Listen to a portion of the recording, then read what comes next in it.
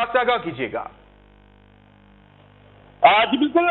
जहांगीर तरीन को नाअहल करार दे दी गया है, जबकि इमरान खान के ऊपर जो महंगी की तलवार लटक रही थी उससे वो बच चुके हैं। और बाकायदा तौर पर अब जहांगीर तरीन जो कि पाकिस्तान तहरीक इंसाफ के हैं उनको नाअहल करार दे दिया गया और उनके हवाले से भी अभी फैसला पढ़कर सुनाया जा रहा है, जबकि इमरान खान के हवाले से भी फैसला पढ़कर सुना दिया गया। इस वक्त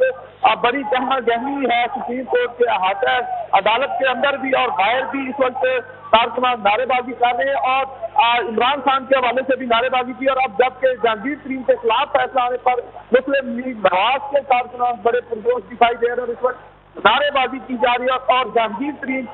जो कि पाकिस्तान तहरीक इंसाफ के जनरल सेक्रेटरी है उनको नाअहल करार दे दिया गया है। जी अच्छा ज़मीर हुसैन, ज़मीर ये भी बताइएगा कि इस वक्त वहां पर जो पीटीआई की कारकुनान है और दूसरी जानिब जो नून लीग के कारकुनान है उनके तासुरात इस हवाले से क्या है, क्योंकि इमरान खान को अहल और जबकि दूसरी जानिब जहांगीर तरीन को नाअहल करार दे दिया गया। बिल्कुल, पाकिस्तान तहरीक इंसाफ के भी कारकुनान बड़ी तादाद में यहाँ पे मौजूद है और दूसरा पाकिस्तान मुस्लिम लीग नवाज के भी कारकुनान यहाँ पे मौजूद है। दोनों पार्टियों के कारकुनान नारेबाजी कर रहे हैं, दोनों तरफ से नारेबाजी की जा रही है और एक दूसरे के हवाले से मुकम्मल तौर पर नारेबाजी आमने सामने है कारकुनान पाकिस्तान तहरीक इंसाफ और पाकिस्तान मुस्लिम लीग नवाज के। और इस वक्त भी बड़े पुरजोश दिखाए जा रहे हैं दोनों पार्टियों के कारकुनान, क्योंकि पाकिस्तान मुस्लिम लीग नवाज के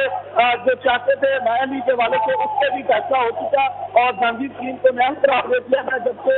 इमरान खान वो बच चुके हैं। अब दोनों पार्टियों के कारकुनान बड़ी तादाद में यहाँ पे मौजूद है और बड़े